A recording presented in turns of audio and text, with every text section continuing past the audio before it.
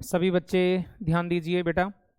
आज हम लोग जो डिस्कस करेंगे, जैसे कि आपने लास्ट लेक्चर में देखा था कि हम लोगों ने इस मैटर पर डिस्कशन किया था कि ओवरहेड्स क्या है।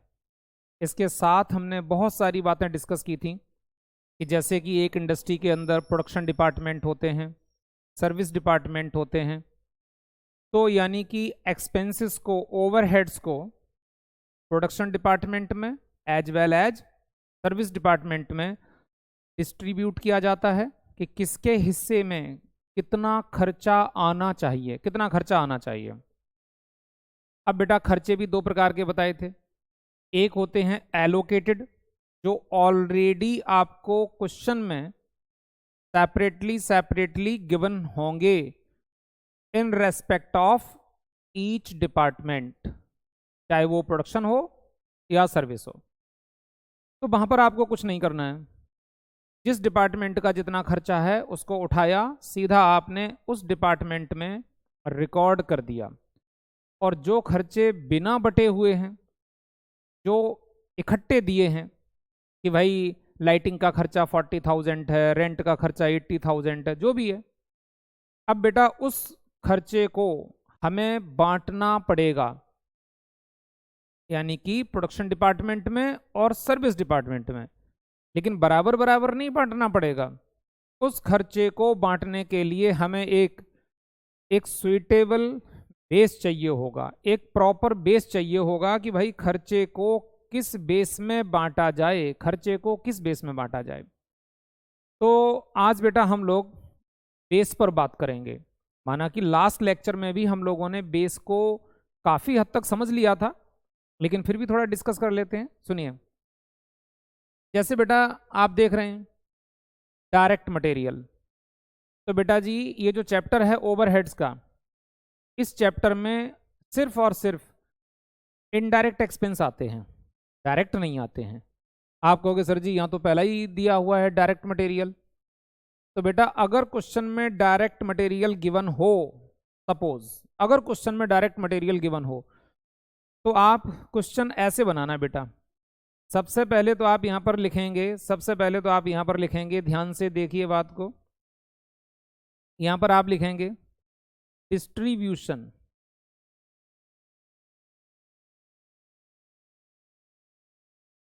Distribution of overhead. ये बेटा एक तरह से आपकी एक हेडिंग बन जाएगी, ठीक है, कि भाई डिस्ट्रीब्यूशन ऑफ ओवरहेड। हम यहाँ पर क्या करने जा रहे हैं? खर्चों का बंटवारा करने जा रहे हैं, ठीक है। एक बेटा ये यहाँ पर डिस्ट्रीब्यूशन रहेगा, और इसके नीचे जाकर के एक जगह पर रीडिस्ट्रीब्यूशन भी आएगा। रीडिस्ट्रीब्यूशन यानी कि बटे हुए खर्चों को दोबारा से बांटना। देखेंगे आप अभी किस तरह से होता है। तो पहले तो बेटा क्वेश्चन में ये हेडिंग डालेंगे आप। हेडिंग डालने के बाद चलो सपोज करिए बेटा मैंने यहाँ पर लिया, मान लीजिए कि हमारे क्वेश्चन में डायरेक्ट मटेरियल दिया हुआ है, तो आपने यहाँ पर लिखा बेटा डायरेक्ट मटेरियल, डायरेक्ट मटेरियल। अब डायरेक्ट मटेरियल क्वेश्चन में जब भी आता है तो 100% सभी डिपार्टमेंट का अलग अलग गिवन होता है कि प्रोडक्शन डिपार्टमेंट ए का इतना, बी का इतना, सी का इतना, सर्विस डिपार्टमेंट जो भी है आपके X Y Z A B C जो भी है, सबका सेपरेटली गिवन होता है। तो आप क्या करोगे बेटा, डायरेक्ट एक्सपेंसेस को, जो भी डायरेक्ट एक्सपेंसेस है, चाहे वो मटेरियल है, लेबर है या कुछ भी है, आप प्रोडक्शन डिपार्टमेंट में बेटा डैश लगाओगे, ठीक है। आप जो है प्रोडक्शन डिपार्टमेंट में बेटा यहाँ पर डैश लगाएंगे कि ए में नहीं आएगा, बी में नहीं आएगा, सी में नहीं आएगा। लेकिन एक्स डिपार्टमेंट और वाई डिपार्टमेंट बेटा ये हमारे सर्विस डिपार्टमेंट हैं, इनके हिस्से का जो भी खर्चा है वो इनमें जरूर जाएगा, इनमें जरूर जाएगा। सपोज करिए मैं एज्यूम करता हूं कि आपके क्वेश्चन में लिखा है कि एक्स का खर्चा 1,000 रुपये है और वाई डिपार्टमेंट का खर्चा 2,000 रुपये है। ये यहां जरूर लिखा जाएगा। रीजन ये है मेरे बेटे, बात को गहराई से सुनना। रीजन ये है कि सर्विस डिपार्टमेंट के खर्चे, मैंने लास्ट लेक्चर में भी बोला था, सर्विस डिपार्टमेंट के खर्चे लास्ट में जाकर के हम टोटल करेंगे कि सर्विस डिपार्टमेंट का खर्चा कितना हुआ और सीधी सी बात है वो सर्विस डिपार्टमेंट का खर्चा किसकी वजह से हुआ, प्रोडक्शन डिपार्टमेंट की वजह से हुआ। तो लास्ट में सर्विस डिपार्टमेंट के खर्चे उठा करके मैं ट्रांसफर कर दूंगा प्रोडक्शन डिपार्टमेंट एबीसी में। तो यानी कि अगर कोई खर्चा आज, अगर कोई खर्चा एनी एक्सपेंसेस अगर आज सर्विस डिपार्टमेंट के लिए अगर वो डायरेक्ट है, तो जब उसको उठा करके प्रोडक्शन में ट्रांसफर करूंगा तो वो प्रोडक्शन के लिए क्या बन जाएगा, इनडायरेक्ट एक्सपेंसेस बन जाएगा। अगर कोई एक्सपेंस, जैसे मान लीजिए बेटा कि अगर मैं ये कहूं कि एक्स कैंटीन डिपार्टमेंट है और कैंटीन में चाय बनती है, सपोज करिए बेटा वहां पर मान लीजिए जो भी है, मिल्क है, शुगर है, ठीक है, वाटर है, वो एक्स डिपार्टमेंट के लिए डायरेक्ट हो सकता है। लेकिन जब वो प्रोडक्शन डिपार्टमेंट एबीसी में ट्रांसफर किया जाएगा जहां ये शर्ट बनाई जाती है, तो कॉमन सी बात है, तो फिर वो शुगर का एक्सपेंसेस, मिल्क का एक्सपेंसेस, वो इस शर्ट के लिए क्या बन जाएगा आकर के, इनडायरेक्ट एक्सपेंस, इनडायरेक्ट एक्सपेंस। तो अब ध्यान से दोबारा से फिर सुनिए, जो प्रोडक्शन डिपार्टमेंट है इनमें सिर्फ इनडायरेक्ट एक्सपेंसेस आएंगे, और जो सर्विस डिपार्टमेंट हैं, सर्विस डिपार्टमेंट में डायरेक्ट नेचर का भी खर्चा आएगा और इनडायरेक्ट का तो आएगा ही आएगा। और लास्ट में जाकर के सर्विस डिपार्टमेंट के सारे खर्चे प्रोडक्शन में ट्रांसफर कर दिए जाएंगे, तो वो सब के सब प्रोडक्शन के लिए इनडायरेक्ट माने जाएंगे। तो इसी वजह से बेटा देखो मैंने डायरेक्ट मटेरियल को ए बी सी में नहीं लिया, एक्स वाई के जो हिस्से का था वो एक्स और वाई में ट्रांसफर कर दिया। ऐसे ही बेटा जी फिर हाँ, और बेस में क्या लिखेंगे, बेस में लिखेंगे एक्चुअल, एक्चुअल जो गिवन है वो ट्रांसफर कर दिया। ये मत कहना कि सर ए बी सी के भी टोटल, ए बी सी का भी टोटल करके क्या एक्स और वाई में ही ट्रांसफर कर देंगे, ऐसा मत कर देना। जो एक्स के हैं खर्चे वो एक्स में जाएंगे, जो वाई के हैं वो वाई में जाएंगे। ए और बी और सी प्रोडक्शन डिपार्टमेंट के ये कहीं नहीं जाएंगे। फिर बेटा हो सकता है हमारे क्वेश्चन में आ गया डायरेक्ट मटेरियल के बाद डायरेक्ट लेबर, डायरेक्ट लेबर, ये दो ही खर्चे क्वेश्चन में देखने को मिलते हैं। ये भी बेटा ऐसे ही एक्चुअल आएगा, यहाँ पर प्रोडक्शन डिपार्टमेंट ए बी और सी इसमें डैश लग जाएगा, और एक्स और वाई में फिर से एज्यूम कर लेता हूँ बेटा, एक्स का खर्चा सपोज करिए 800 रुपीज़ है और वाई का खर्चा 1200 रुपीज़ है, एज्यूम कर लेता हूँ। इसके बाद मेरे बेटे फिर तमाम और खर्चे आएंगे, जैसे इनडायरेक्ट मटेरियल है। देखो बेटा इनडायरेक्ट मटेरियल है, क्या लिखा थर्ड पॉइंट में, इनडायरेक्ट मटेरियल, ये खर्चा सेपरेटली सेपरेटली गिवन नहीं होता है, ये इकट्ठा गिवन होता है, इसको बांटना पड़ेगा। तो इनडायरेक्ट मटेरियल का जो रिलेशन होता है वो डायरेक्ट मटेरियल के साथ होता है। तो इनडायरेक्ट मटेरियल को बांटने के लिए हम डायरेक्ट मटेरियल का रेशो बनाएंगे, समझ रहे बात को, डायरेक्ट मटेरियल का रेशो बनाएंगे बेटा। जैसे मान लीजिए कि आपके क्वेश्चन में सपोज कहीं ऐसे गिवन है बेटा,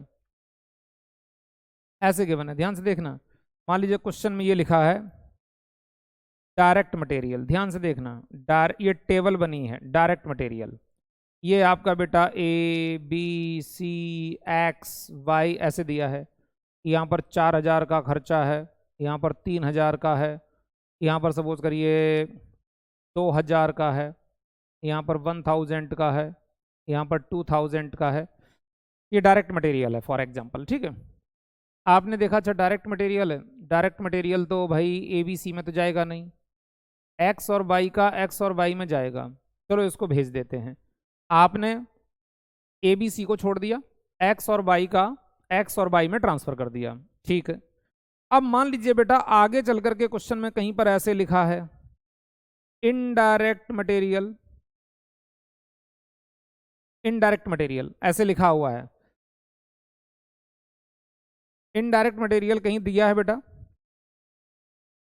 36,000, ठीक है, या 3600 कर देता हूं, ठीक है 3600 कर देता हूं, ज्यादा हो रहा है।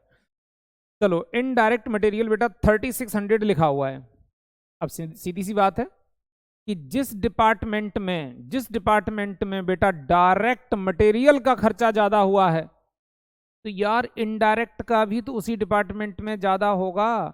जैसे फॉर एग्जाम्पल मेरे प्यारे बच्चे बड़े ध्यान से सुनना, जैसे मान लीजिए एक है मिस्टर ए, एक है मिस्टर ए, एक है मिस्टर बी। मिस्टर ए का जो परिवार है, फैमिली है, वो काफी बड़ी है। मिस्टर ए के घर में 8-10 लोग हैं और इनके घर में बेटा डेली 5 kg पोटैटो और 1 kg टमाटो की सब्जी बनती है। ये डायरेक्ट मटेरियल है। आलू, टमाटर, ये सब क्या है? ये किसी भी सब्जी को बनाने के लिए डायरेक्ट मटेरियल है।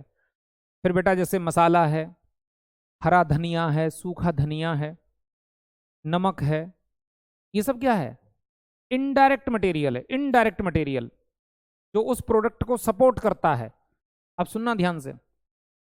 और मिस्टर बी की जो फैमिली है ये काफी छोटी है, घर में 2-3 लोग हैं, पति पत्नी है, एक बच्चा है। इनके घर में बेटा सिर्फ आधा किलो आलू की सब्जी बनती है, ठीक है। सपोज करिए 100 ग्राम टमाटो यूज होता है। इनके घर में तो डायरेक्ट मटेरियल बहुत कम यूज होता है, ठीक है। ये हम यहां डायरेक्ट मटेरियल की बात कर रहे हैं। तो एक बात बताओ, अगर मैं ये कहूं कि मिस्टर ए के घर में 5 किलो आलू खर्च होता है और बी के घर में सिर्फ आधा किलो आलू खर्च होता है, तो नमक किसके घर में ज्यादा खर्च होगा? सॉल्ट किसके घर में ज्यादा खर्च होगा? क्या बी के घर में ज्यादा खर्च होगा? आप कहोगे अरे नहीं नहीं सर, ए के घर में 5 किलो 5 किलो आलू की सब्जी बनती है, अरे बी के घर में तो आधा किलो आलू की सब्जी बनती है। तो सिंपल सी बात है यार, जिसके घर में 5 kg पोटैटो यूज होता है उसी के घर में तो नमक ज्यादा खर्च होगा। तो मैंने ये समझाने की कोशिश की कि जहां डायरेक्ट मटेरियल ज्यादा खर्च होता है, इनडायरेक्ट मटेरियल भी तो वहीं ज्यादा खर्च होगा भाई। इनडायरेक्ट मटेरियल भी तो वहीं ज्यादा खर्च होगा। ये एग्जाम्पल सिर्फ ये समझाने के लिए दिया है कि आप कहीं ये कहो सर आपने इनडायरेक्ट मटेरियल को डायरेक्ट मटेरियल के रेशो में क्यों बांट दिया, क्योंकि ये वाला रिलेशन होता है। तो अब बेटा डायरेक्ट मटेरियल का रेशो बनाओ। ए कितना है? 4, 3 जीरो हटा दो, 4 और 3 7, 8 9, 1 10, 11 12। टोटल रेशो कितना हो गया बेटा जी? 12। अब मैं क्या करूंगा मेरे प्यारे बच्चे, इनडायरेक्ट मटेरियल को बांटने के लिए 3600 डिवाइड बाई 12, ये मेरा रेशो आ गया। 12 से डिवाइड किया, multiply by 4, multiply by 3, multiply by 2, multiply by 1 और मल्टीप्लाई बाई 2। लो जी, इस रेशो में हम इनको डिस्ट्रीब्यूट कर देंगे। तो 12 से डिवाइड किया, 3 बार गया 300 टाइम्स, और 4 से मल्टीप्लाई किया तो इसके हिस्से में कितना आ गया? 1200। इसके हिस्से में कितना आ गया? 900। इसके हिस्से में कितना आ गया? 600। यहाँ 300 और यहाँ बेटा 200। तो आप ये देख पा रहे हैं कि अपना ये एक्सपेंस पूरी तरीके से डिस्ट्रीब्यूट हो गया, कंप्लीट हो गया। जैसे जोड़ के देखते हैं बेटा एक बार, 1200 प्लस 900, 600, 300, 200। अरे ये तो गलत बैठ गया, 4 3 7, 8 9 और 1 10 और 11 12। देखते हैं, 1200, 900, 600 और 300। अच्छा लास्ट में 200 लिख दिया मैंने। लास्ट में हमें कितना लिखना है? 600 लिखना है, 600 लिखना है यहाँ पर। तो कुल मिलाकर के बेटा ये हमारे 3600 के खर्चे डिस्ट्रीब्यूट हो गए। अब बेटा जी इन खर्चों को आराम से ऊपर लेकर के जाइए और अपने आंसर में ले जाकर के पुट करिए। यहां पर आकर के बेटा, यहां पर आकर के मैंने क्या लिखा? Indirect material. और यहां पर हमने बेस में क्या लिखा? बेस में क्या लिखा बेटा? Direct material. बेस क्या है? Direct material. ए के हिस्से में कितना खर्चा आया था 1200, इसके में कितना आया था 900, और ऐसे ही 900 के बाद में क्या था 636, ठीक है, ये था यहाँ पर हमारा 636। उसके बाद में 600, 300 और 600। तो कुल मिलाकर के हमने इस प्रकार से बेटा रेशो बनाया, खर्चे को रेशो में डिवाइड किया और ला करके यहाँ पुट कर दिया। तो बेटा जी direct material, direct labour production department में नहीं जाएगा, सिर्फ सर्विस डिपार्टमेंट में जाएगा।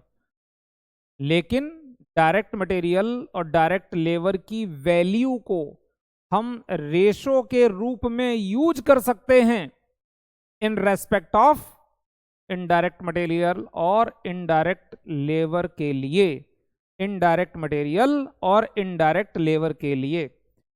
तो ये बेस आप याद रखेंगे कि देखो मैंने डायरेक्ट मटेरियल के आगे क्या लिखा है बेटा, बहुत ही क्लियरली लिखा है यहाँ पर कि डायरेक्ट मटेरियल जो है वो एक्चुअल ट्रांसफर होता है, ब्रैकेट में लिखा ओनली इन सर्विस डिपार्टमेंट, और यही डायरेक्ट लेबर में भी लिखा है ओनली इन सर्विस डिपार्टमेंट। फिर थर्ड पॉइंट में लिखा है इनडायरेक्ट मटेरियल बांटा जाएगा डायरेक्ट मटेरियल के रेशो में, इनडायरेक्ट लेबर को बांटा जाएगा डायरेक्ट लेबर के रेशो में। और अगर बेटा क्वेश्चन में कहीं डेप्रिसिएशन का खर्चा दिया है, डेप्रिसिएशन, तो वो वैल्यू ऑफ एसेट्स के रेशो में बटेगा। क्वेश्चन में गिवन होगा आपके में कि ए डिपार्टमेंट में 4 लाख रुपए की मशीनें लगी हुई हैं, बी डिपार्टमेंट में 2 लाख रुपए की मशीनें लगी हैं, सी डिपार्टमेंट में सपोज करिए 3 लाख की मशीनें लगी हुई हैं, एक्स में कितनी है, वाई में कितनी है। तो कॉमन सी बात है यार, जिस डिपार्टमेंट में ज़्यादा महंगी मशीनें लगी होंगी उस डिपार्टमेंट में डेप्रिसिएशन का भी खर्चा ज़्यादा आएगा। तो बेटा यहाँ पर हम जो है एसेट्स की वैल्यू का रेशो बनाएंगे। एसेट्स की वैल्यू को ला करके क्वेश्चन में मत लिख देना वो एसेट्स की वैल्यू है, हम तो यहाँ ओवरहेड्स की बात कर रहे हैं, छोटे मोटे खर्चे। खर्चे कौन से, ये पूरी लिस्ट है आपके सामने। तो डेप्रिसिएशन बटेगा एसेट्स की वैल्यू के रेशो में। रिपेयर एंड मेंटेनेंस कैसे जाएगा, एसेट्स की वैल्यू के रेशो में, क्योंकि जिस डिपार्टमेंट में ज़्यादा महंगी मशीन लगी होगी, अरे रिपेयर का खर्चा भी तो उसी डिपार्टमेंट में ज़्यादा आएगा। जितनी महंगी मशीन, इंजीनियर मशीन से हाथ लगाने का ही एक अच्छा खासा चार्ज ले लेता है। आपके घर पे बेटा एक स्कूटी है और पापा जी के पास सपोज करिए फॉर्च्यूनर है, तो रिपेयर एंड मेंटेनेंस का खर्चा क्या स्कूटी का ज़्यादा आएगा? आप कहोगे नहीं नहीं सर, स्कूटी का तो कोई खास हमारा खर्चा ही नहीं है, और फॉर्च्यूनर की तो बात ही मत करिए सर, उसका तो अच्छा खासा मेंटेनेंस का खर्चा आ जाता है। तो जिस डिपार्टमेंट में जितनी ज़्यादा महंगी मशीन होगी उस डिपार्टमेंट में डेप्रिसिएशन के खर्चे भी ज़्यादा होंगे, उसमें सर्विस के खर्चे भी ज़्यादा होंगे, यानी रिपेयर एंड मेंटेनेंस के। इंश्योरेंस का खर्चा, ये भी वही बात है, जिस एसेट्स की वैल्यू ज़्यादा होगी इंश्योरेंस का खर्चा भी उस डिपार्टमेंट में उसके सिर पर ज़्यादा जाना चाहिए। तो इंश्योरेंस का खर्चा भी एसेट्स की वैल्यू का रेशो बनाएंगे और रेशो बना करके उसको डिस्ट्रीब्यूट करेंगे और सभी डिपार्टमेंट में ट्रांसफर कर देंगे, रिकॉर्ड कर देंगे। इसके बाद बेटा आया rent, factory rent, building rent, office rent, ऐसे करके क्वेश्चन में लिखा रहता है।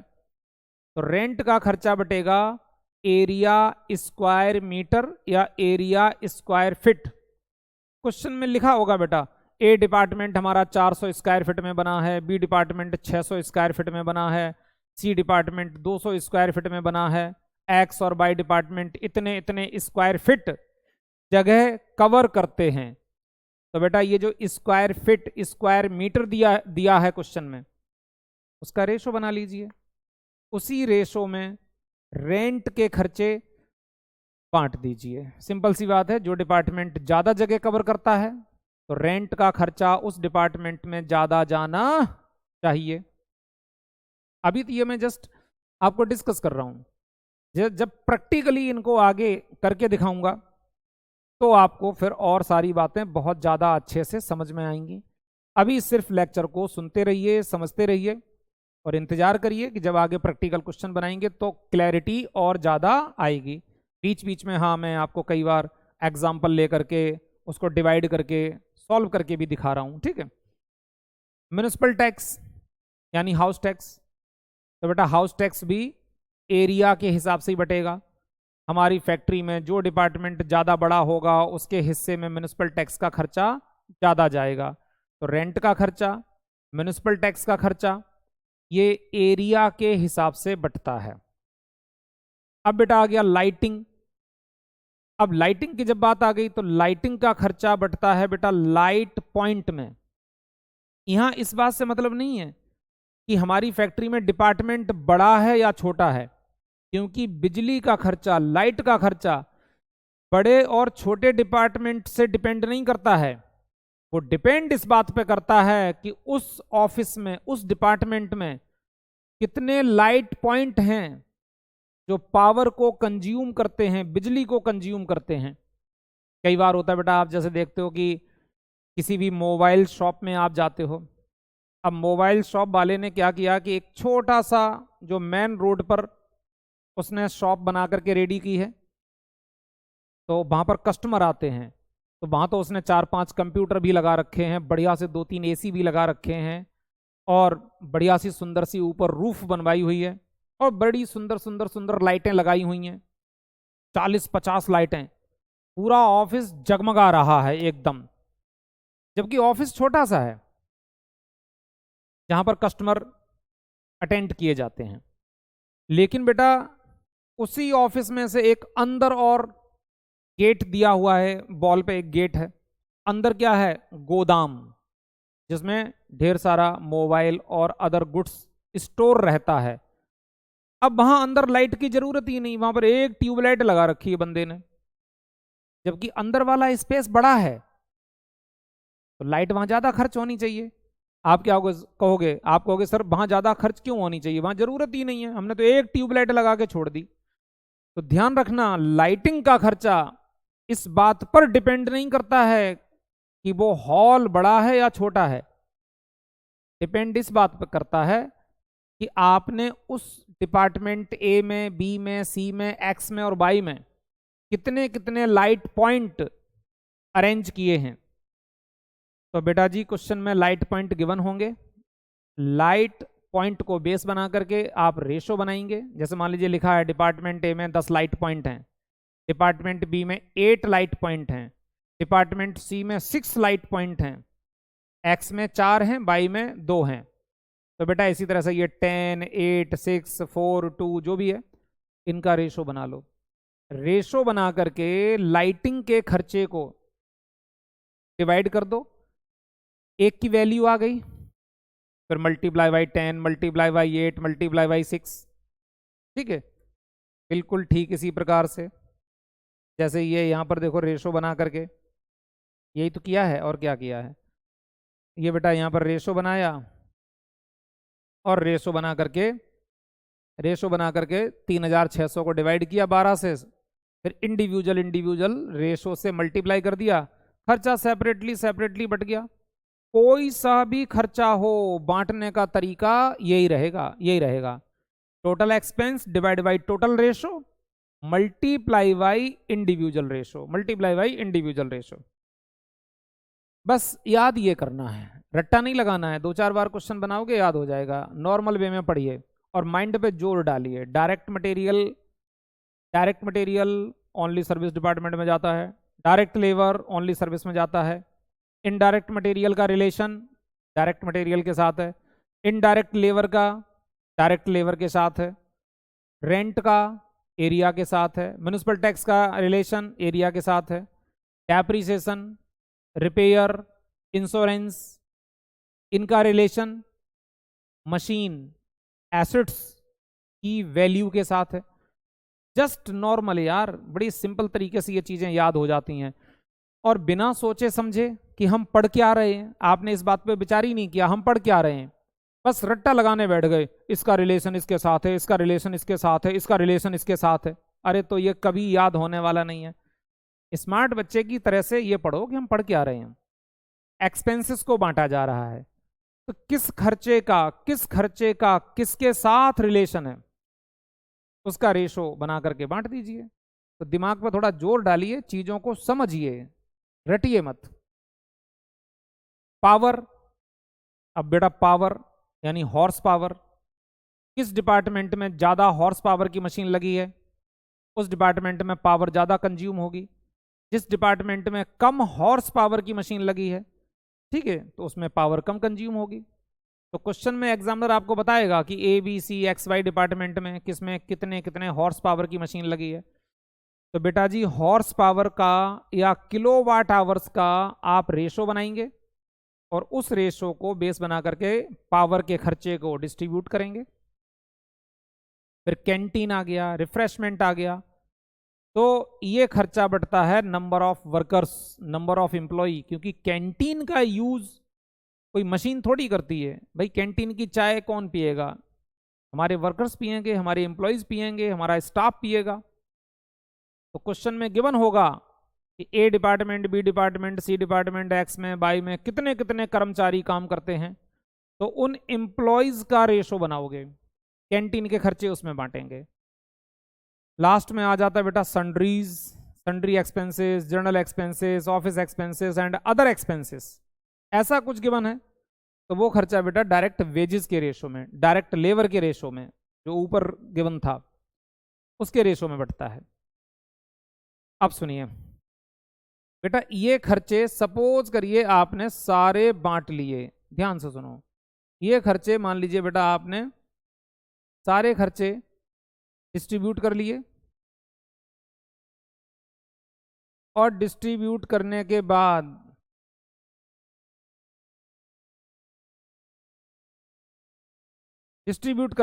बेटा अब हम मान लीजिए यहां पर आए, अब ध्यान से सुनना, अब एक बड़ी बात की तरफ जा रहे हैं। आपने ढेर सारे एक्सपेंसेस को बेटा यहां लिखा, इनके नाम लिखे, इनके नाम लिखे, इनके आपने बेटा जी यहां पर बेस लिखे, फिर आपने बाकायदा यहाँ पर खर्चे खर्चे खर्चे को डिस्ट्रीब्यूट किया, डिस्ट्रीब्यूट किया, डिस्ट्रीब्यूट किया। सपोज करिए बेटा आपने सारे खर्चे बांट दिए, सारे खर्चे बांटने के बाद अब कुछ नहीं बचा। फिर आपका काम होगा बेटा कि आप सर्विस डिपार्टमेंट का टोटल लगाएं, सर्विस डिपार्टमेंट का टोटल लगाएं। अब सबसे पहले बेटा मेरा तो जो सर्विस डिपार्टमेंट है वो एक्स है, सबसे पहले कौन है, एक्स है, उसके बाद में फिर कौन है, बाई है। तो अब आपने एक्स और वाई के खर्चे सेपरेटली भी चेक कर लिए, हाँ मेरे सभी डिपार्टमेंट के खर्चे बिल्कुल सही हो रहे हैं, ज़्यादा नहीं हो रहे हैं, ठीक है, मेरे ये दोनों डिपार्टमेंट बहुत अच्छे से काम कर रहे हैं, कोई प्रॉब्लम नहीं। चलो भाई, अब सर्विस डिपार्टमेंट के खर्चे प्रोडक्शन के ऊपर चार्ज कर दें, क्योंकि सर्विस डिपार्टमेंट में खर्चा क्यों हुआ, अरे प्रोडक्शन की वजह से हुआ।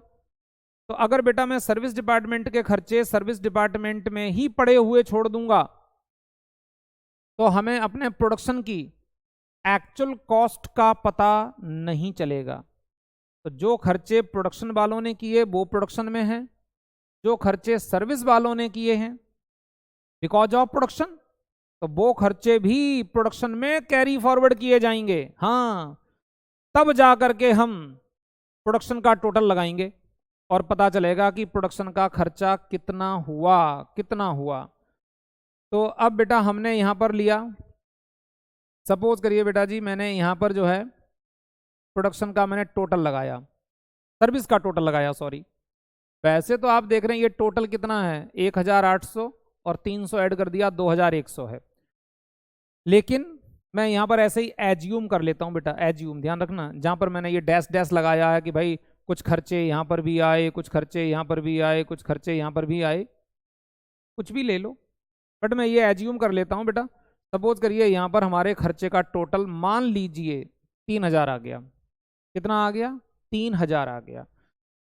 अब हम क्या करेंगे बेटा, सर्विस डिपार्टमेंट के खर्चे सर्विस डिपार्टमेंट में से ट्रांसफर करके प्रोडक्शन में लाएंगे। तो मुझे यहाँ पर एक हेडिंग डालनी पड़ेगी, यहाँ पर जैसे मैंने पहले बोला था, अब यहाँ पर एक हेडिंग डलेगी बेटा, री डिस्ट्रीब्यूशन। यहाँ पर एक हेडिंग आ जाएगी रीडिस्ट्रीब्यूशन। और बेटा आप रीडिस्ट्रीब्यूशन में क्या लिखोगे, रीडिस्ट्रीब्यूशन में आप क्या लिखोगे, आप यहां पर ऐसे लिखेंगे बेटा, expenses of service department, service department x, service department x का खर्चा ट्रांसफर किया जा रहा है। तो बेटा यहां पर हम जो है 3000 में से 3000 को माइनस करेंगे, सर्विस डिपार्टमेंट हो गया नील, नील हो गया। और आपके क्वेश्चन में नीचे कहीं दिया रहेगा कि सर्विस डिपार्टमेंट के खर्चे only and only production department x और बाई में ट्रांसफर किए जाएंगे। हाँ जी, किए जाएंगे। और किस रेशो में किए जाएंगे एग्जामिनर बताएगा आपको कि ABC में बराबर बराबर बांट दीजिए। तो बेटा मैं 1000 ट्रांसफर कर दूंगा। हो सकता है उन्होंने कुछ ऐसा लिख दिया कि आप जो है 2:3:1 के रेशो में बांट दीजिए, 2:3:1 के रेशो में बांट दीजिए। तो मैंने यहां पर ले लिया इसको, मैंने लिया बेटा, सपोज करिए मैंने कहा 2, 3 और 1, ठीक है, 2, 3, 1। अब आप आराम से इस खर्चे को 2, 3, 1 के रेशो में बांट दीजिए। तो बेटा ये हमारा कितना हुआ, 3, 2, 5 और 1, 6 रेशो है। अब 6 से बेटा आपने 3000 को डिवाइड किया, 3000 को 6 से डिवाइड किया, तो एक की वैल्यू आ गई 500, एक की वैल्यू आ गई 500। तो 2 के लिए कितना हो गया 1000, 3 के लिए कितना हो गया 1500, 1 के लिए कितना हो गया 500। तो बेटा सर्विस डिपार्टमेंट में से 3000 माइनस करके उसको 0 कर दिया, और आप देख रहे हैं कि सर्विस डिपार्टमेंट का खर्चा प्रोडक्शन डिपार्टमेंट में ट्रांसफर हो गया, और एक्स का खर्चा, एक सर्विस डिपार्टमेंट का खर्चा दूसरे सर्विस डिपार्टमेंट बाई में ट्रांसफर नहीं किया जाएगा, नहीं किया जाएगा। आपने कहा सर क्यों नहीं किया जाएगा? मैंने कहा बेटा इसको बोलते हैं मालूम क्या, इसको बोलते हैं डायरेक्ट मेथड। ध्यान से सुनिए, मैं आपको समझा रहा हूं डायरेक्ट मेथड।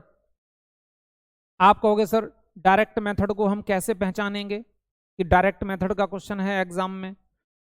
मैंने कहा जब सर्विस डिपार्टमेंट के खर्चे प्रोडक्शन डिपार्टमेंट में ट्रांसफर करने के लिए एग्जामिनर आपको सिर्फ और सिर्फ प्रोडक्शन डिपार्टमेंट का ही रेशो बताए, सर्विस का रेशो ना बताए, तो समझ जाना एग्जामिनर ने आपको सिर्फ ये इंस्ट्रक्शन दिया है कि खर्चे केवल 2:3:1 के रेशो में ABC में बांट दीजिए।